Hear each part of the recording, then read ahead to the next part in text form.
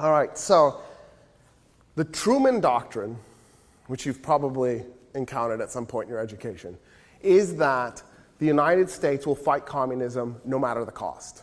If we have to overthrow democracies, if we have to wage unjust wars, it's all good, as long as we're fighting communism.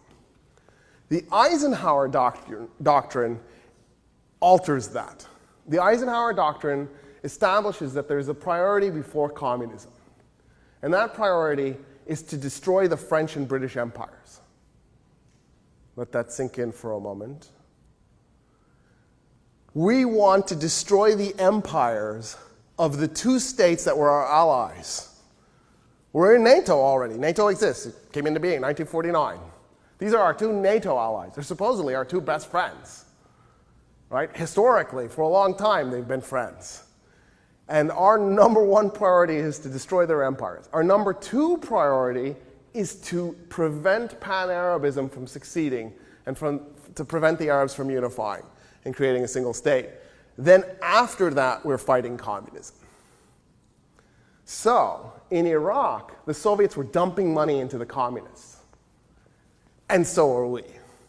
Because we were worried that if the socialists won the revolution, we were worried primarily that the English would win and they'd keep Iraq inside the British Empire. We don't want that. That's our number one objective. So we got to send money to somebody. But if the socialists won, they would do the pan-Arabism thing and join Egypt and Syria. So we can't have that. So we began funding the communists because we knew they were going to try and bring Iraq into the Soviet sphere of influence, and that would prevent Iraq from then joining the United Arab Republic, right? But Iraq still has the ambition, the hope, the goal, because the socialists have won, of unifying with the United Arab Republic. By the way, they also want to take Kuwait back. Kuwait was carved out of the Basra province of the Ottoman Empire by Great Britain in 1900. When Great Britain makes Iraq, they take the Basra province, the Baghdad province, and the Mosul province, and they merge them.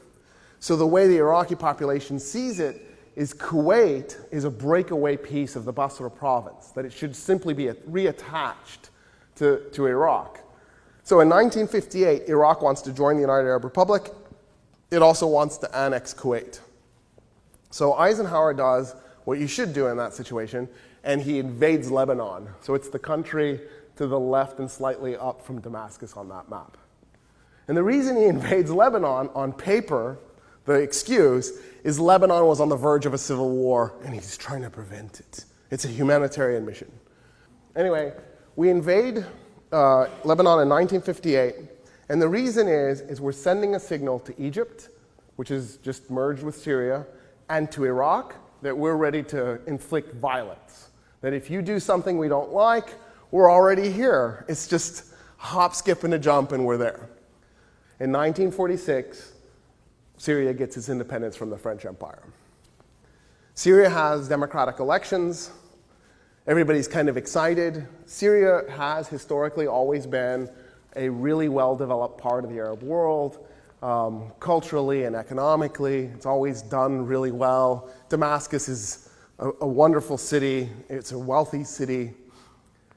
And in the midst of all of this, the CIA decides it's going to get involved in Syria.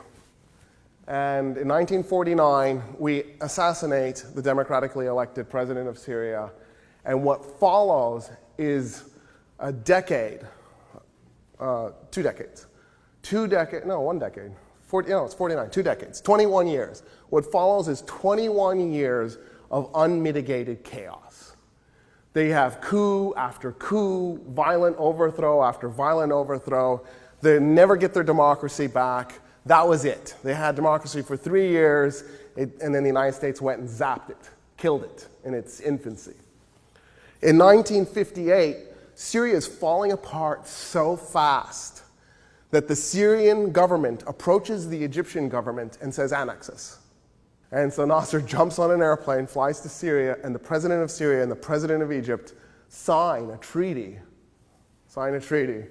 and Egypt and Syria merge. And the Israelis decide they have to foul it up any way they can. And so they get their opportunity in 1956. In 1956, Nasser nationalizes the Suez Canal. The Suez Canal was built with Egyptian labor by a French company. The French company then charged Egypt the cost of building the Suez Canal. That seems weird since they used Egyptian labor to do it. And then, of course, the British use that cost as an excuse to invade in 1882. In 1952, Egypt gets its real independence from Great Britain. On paper, they got it in 20, but they get it for real in 52, and after the revolution. So Egypt decides to nationalize the Suez Canal, and they'll take the revenue from ships passing through to build their Aswan hideout. They nationalize the Suez Canal. The next thing you know, the British and the French are invading, and the Israelis are invading. And their whole goal is to destabilize Nasser, to humiliate him so badly that he can't do anything. Actually, the Israelis went first. What the Israelis did was they invaded with the hope that the Egyptian army would then counter-invade and go into the Sinai, and then the British and the French would attack the Suez Canal and trap the Egyptian army in a pocket in the Sinai. And Nasser doesn't take the bait. He stays west of the Suez Canal and watches as the Israelis march across. And at that point, the French and the British do invade, but they're not trapping anybody because he never took the bait. You go, okay, so did they succeed? And here's the answer: no, because the United States turns on Great Britain and France. It's almost like Eisenhower set Great Britain and France up to do this. And then Eisenhower goes to the UN Security Council and goes, I want UN troops in the Sinai now. French and the British have to get out right now. And at that point, 1956, nobody said no to the United States. Right? We were the crazies who dropped a nuclear bomb twice. Like the whole world is like, yeah, whatever, here. And so there are actually UN troops going into Egypt with orders to shoot the French and the British if they're still there. And the British and the French are trying to get out of Bursaid, the port city that they had captured. They're trying to get out as fast as they could, and the Egyptian population knew it. So they filled the streets to block their escape so that they would get killed by the UN troops. But they still managed to get out.